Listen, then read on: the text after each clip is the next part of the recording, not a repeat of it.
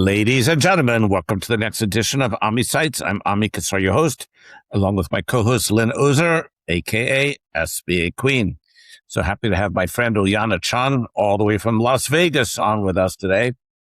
And amongst other claims to fame, she was brave enough and crazy enough to come join me at the Grit On conference several weeks ago and live in the tree houses. Ulyanna, welcome. Thank you. Thanks for having me. Did it take you back to your scouting days, living in a treehouse? That treehouse was amazing. So I was told we're going to rough it. And I was like, that's like a whole other version of roughing it. It was beautiful. Was Amazing. it? Mm-hmm. That's great. All the theory of low expectations, right? Exactly. So tell me something. How did you get into EO to begin with?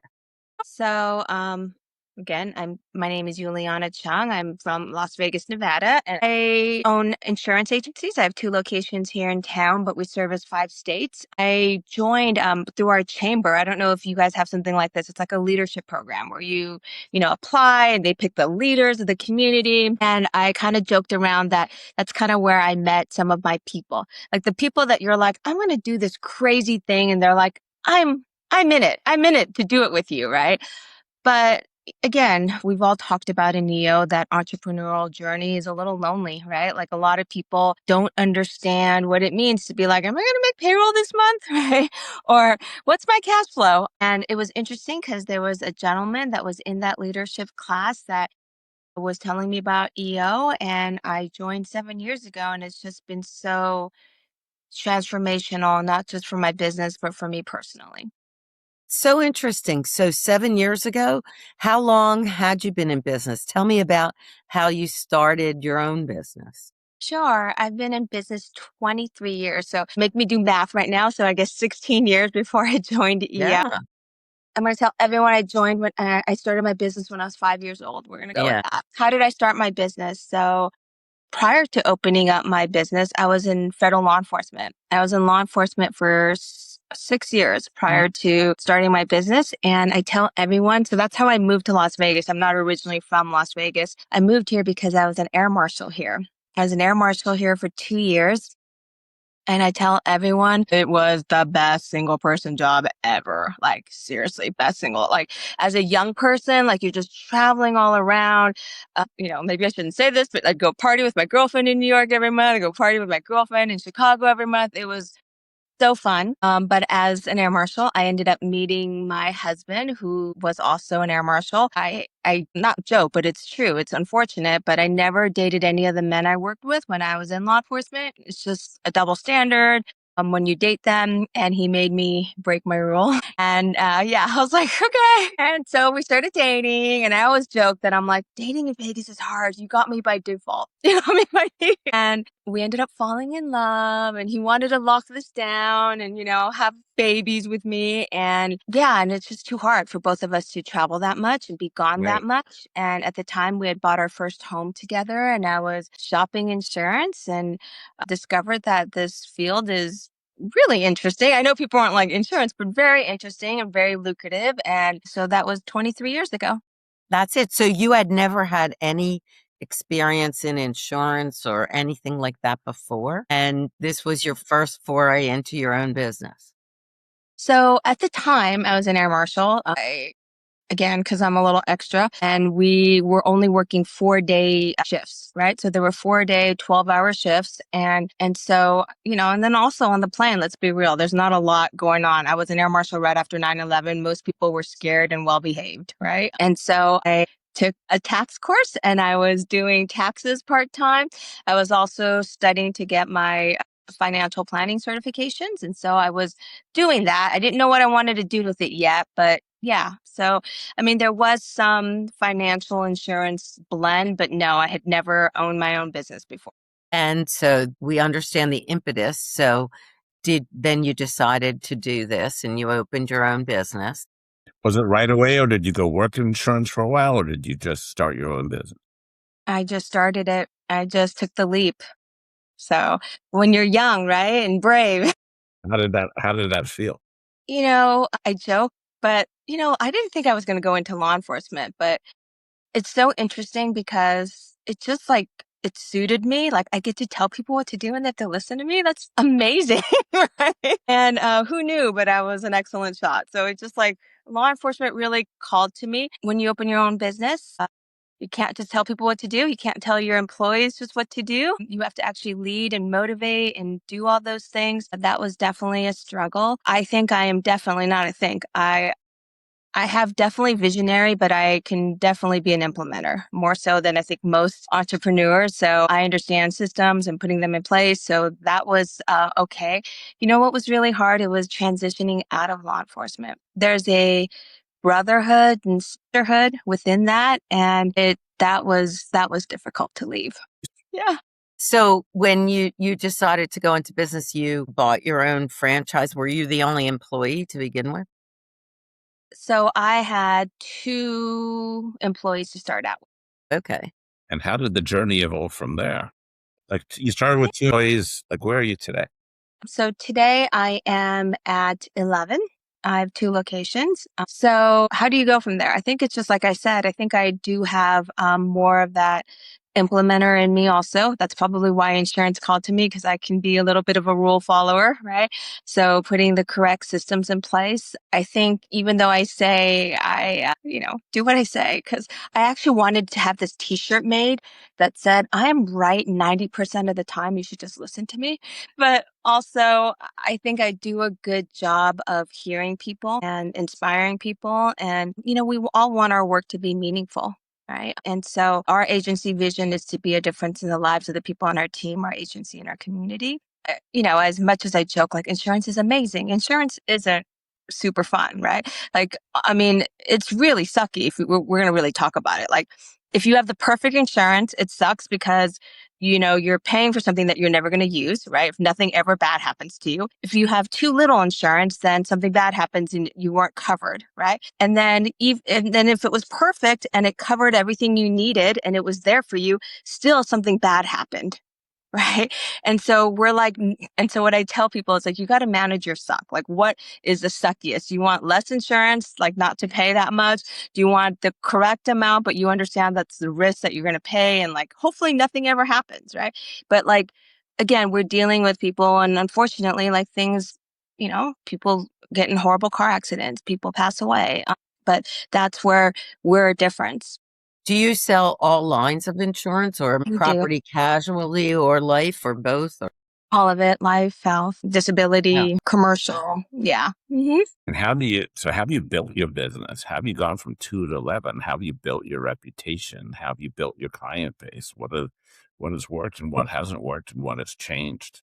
I think it's just like all of our businesses, right? Isn't it like referrals and word of mouth, right? You do what you say, you give the service that you think that you want, right? I think the biggest thing is that you care. Like, I know it sounds like lip service, but we really do try to make a difference, like, and be that difference. Cause again, people are usually calling us when something kind of horrible happened to them.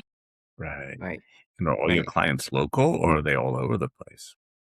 We service 5 states. So California, Oregon, Utah, Arizona, and then obviously Nevada, where I'm from.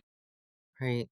And how has your industry or your business changed in the last year? Well, I think it's the last few years, right? With the rise of certain online companies and then the rise of AI, certain lines of insurance are going to be more automated. And, honestly, some of them should be, if I'm going to be real, right? Like, but just like any advisor, especially if you own a business, you should have your own personal insurance advisor. And what I mean by that is I have seen in my friends who are business owners, we're busy and it's like, oh, I don't want to deal with this. Just like, take care of this for me. Right. So I've seen it where I'm like, okay, so entity A owns the business. Entity B owns the building, right? Let's just say that's pretty common for a lot of people.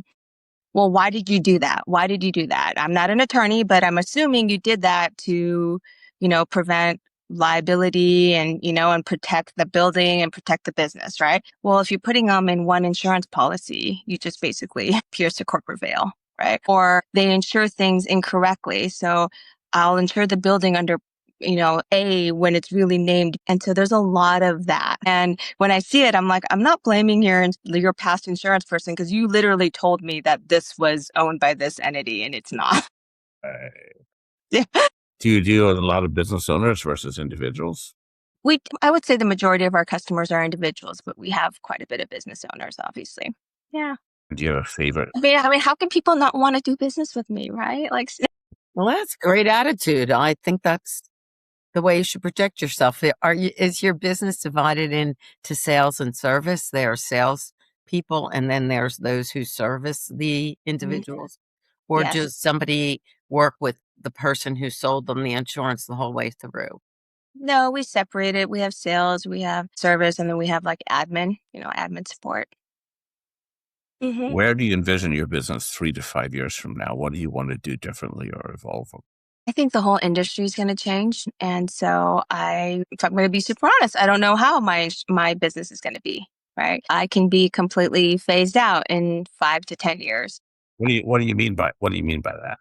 So the majority of my business is what I would call property and casualty, personal lines, right? So like your home and your cars, right? Or renters in your cars, right? That is going to be more and more, like I said, call center and AI based, I think. And some of it can be, but again, depending on, who you get, like we all know very wealthy people in EO. And I'm like, do you understand these are your liability limits? Like you could get sued and this is it, right? But again, a lot of that's going to be automated through AI is my thinking. So yeah. So I got to pivot. So wait, yeah, I mean, you say you see this coming. So does pivot mean getting out of property casualty lines and going into something that needs more hands-on consulting beforehand? Or is it, I mean, I always think about AI taking over service businesses, but relationships are so important. And Yeah. how do you intend to work alongside, I guess, of AI as opposed to letting it take you over? Well, couple things. I think, like I said, in more commercial lines, there needs to be more relationship slash like, again, you meet with your accountant every year. You go to your doctor twice a year. Like you should meet with us and make sure everything is the way it should be, right? Because things change like this entity or you absorbed it or whatever, right? So I could see us focusing more on commercial. We also do financial services, so life insurance, mutual funds, retirement, all of that. I could see us pivoting more there. And honestly, I mean, this is like, I know this is business related, but it's also part of EO is our personal journey, right? And so I've shared with you, actually, I shared at Grit that, I think that, to me for a very long time, I thought success would equal love. And what I mean by that is, growing up a certain way, growing up as an immigrant, like, hard work and you are shown love when you perform and do well. But I think it's also like this journey of like healing of when is it enough? Right? When is it enough? And I heard this podcast recently that, when you ask a parent, like, why do you love your child? Like the obvious answer is like, oh, they're my son or they're my daughter, they're my child, right? We don't say we love them because they're pretty or they're funny or they're so smart or they got into Harvard, right? Like it's just, they're my child. And so when we're first born, our only job is to love this little child, this little human, right? And I don't think we do enough of that, or we feel this need to prove ourselves to everyone. And so, I was kind of joking that I opened my business when I was 5. So I'm having a milestone birthday. It's hard turning 30. It's hard turning 30, guys, right? This year at the end of the year. And so I think all of it's kind of coming together for me. My youngest just graduated high school and my husband and I are going to be empty nesters. And so it's just, yes, my industry is going to change. I don't know what that pivot's going to be. It could just be like, I'm going to go. My husband wants to homestead. I don't know. He's kind of crazy. He wants us to, I'm like, I don't want to work harder as I retire. Can we record that part of the podcast? Or do we have to cut to that? You can totally tell him he's crazy. So is he still an air marshal? He retired 5 years ago. Okay. So yeah. So we're just trying to figure out what like the next, phase of our lives are going to look like. When you got the answer, you let us know. I don't know. It's so hard, right? Like this journey. And then also like not having a plan, just kind of like, we're going to figure it out is just a little, weird on the nervous system. Have you always had a 3-year, 5-year plan for your business? And has it been just totally disrupted, or you were never a planner? Well, I was always a planner. I was always definitely a planner. And, and again, I think they're important. That's how you reach goals, right? And Yeah, that's why I'm saying you're like, well, I don't know, we'll see. So I was wondering if you do actually have a plan. well, right now also, I have a tentative plan, right? Because I'm not sure what all the changes are going to end up being. So there's some significant Right. change in our industry. And Yeah. so that's happening right now. And so that's where I'm still I can't really make plans if I don't know the parameters that I have, right? So hopefully I'll have a little bit more clarity soon. It's interesting I always wonder about, I call it the diversification paradox. Like, Mm. are you following a niches to riches strategy, or do you want to diversify? It's even for us, like we're really, really, really, really good at SBA loans, and it's like 90% of what we do. Okay. And that's focusing is probably being a lot of our success, but Yeah. we also have risk because anything could change in one industry. So it sounds like a little bit for you, it's like that diversification paradox. It sounds like you've built a business that's really, really good at property and casualty insurance, right? Or personal insurance. And you're well aware because of that concentration, there could be coming changes in your industry. So diversification is incredibly difficult, right? And really hard. And it's like an active strategy. I think you have to, if you decide that's the way you want to go, you have to make and give yourself a number of years to make it work. It's like innovation, and it's incredible. 100%. I'm also of the philosophy of, husband and I have been savers. Right. And so again, just being consistent, as a financial professional, like that's what I tell my clients. Yes. Like if I could predict, right, the market and all the things, like would I be here? Right. It's consistency. So Right. That's we've done. Right. part of it also, right? So Mhm. maybe you are ready to wrap it up and sell it or whatever it is, or I mean, those are tough decisions. I mean, I don't want to sell my business or wrap up my business. I love my business. I want to keep doing it till I'm dead. I have a What do you think question. about that, Lynn? You can keep doing it. I'll be You're dead like, yeah, long you say before it to death. you, but my question is the industry itself. Are there, like, even in our industry and the trade association that we're associated with, there's lots and lots of meetings and talks and seminars about AI and how to use it in your business and how it'll affect your business and so forth. Do they have that in your industry? And are you like working with other business owners in a like situation as you to come up with ways to make sure that it benefits you and your clients? 100%. I mean, yes, I think you can let AI take you out of business or you can adapt, right? Right. So Absolutely. Yeah. our industry is really trying to do that. I have a little less autonomy in that, considering I am part of a captive agency model, right? So that Hmm. means like Right. I can't be like, I'm just gonna download this AI and use that, right? So there's more parameters within my business. So again, just what you can do, what you can control, right? So Right. Yeah. yeah.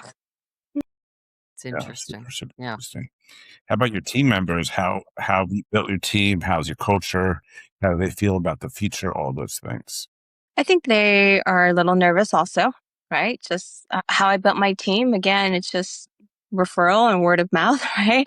And obviously, you put the job ads in and all of that. But like, for most of us, our best hires come from referrals, right? Just like our best customers come from referrals. Yeah. Sure. It's so funny. I call him my chief of staff, but my number two, his mom and my mom are besties. That's how I got So him. that's interesting.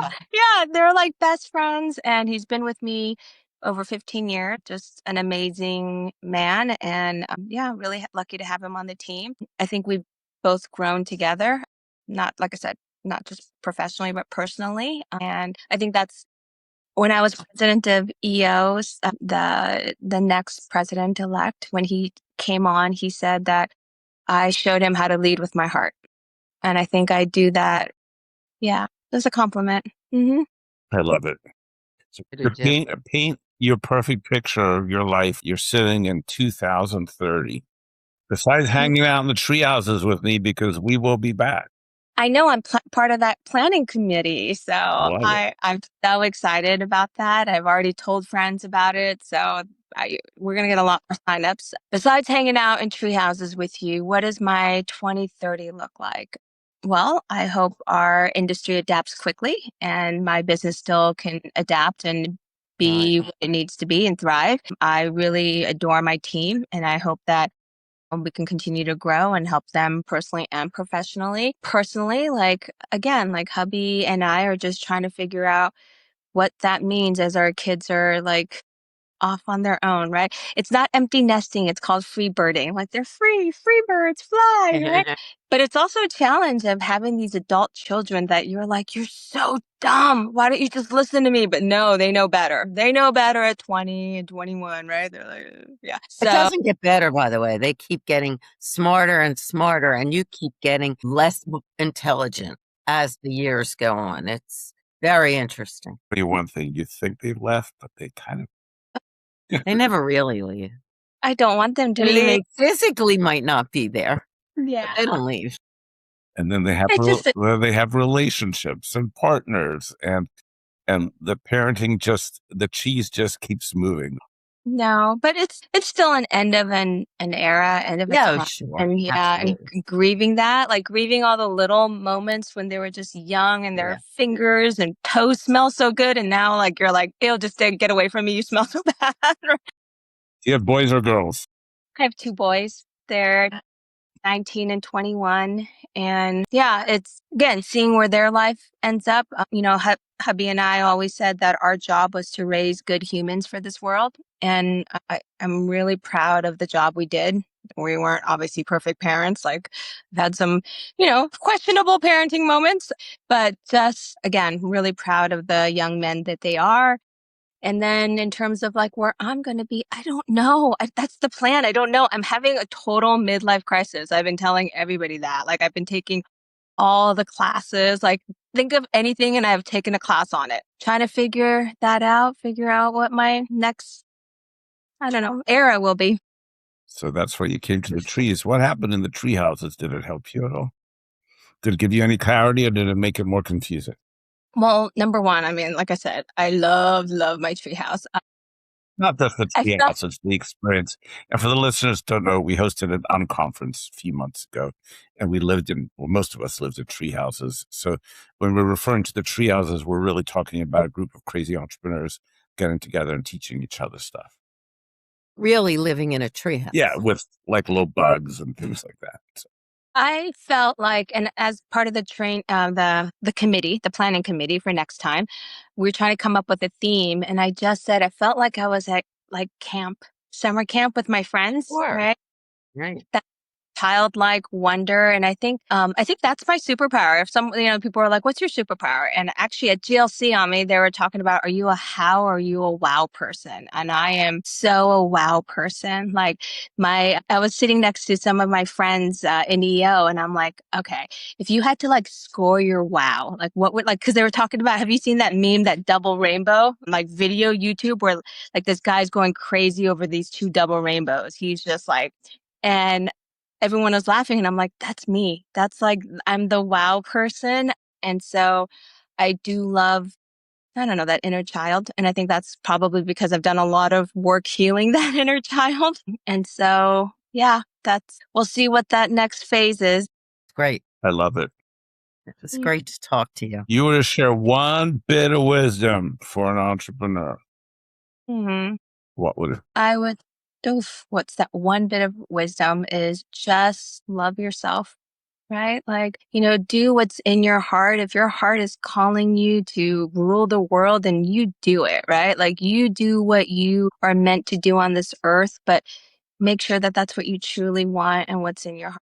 Yeah. Thank you so much. I can't wait to see you soon. I appreciate you and everything you do. And everything you do for grit. And thank you so much.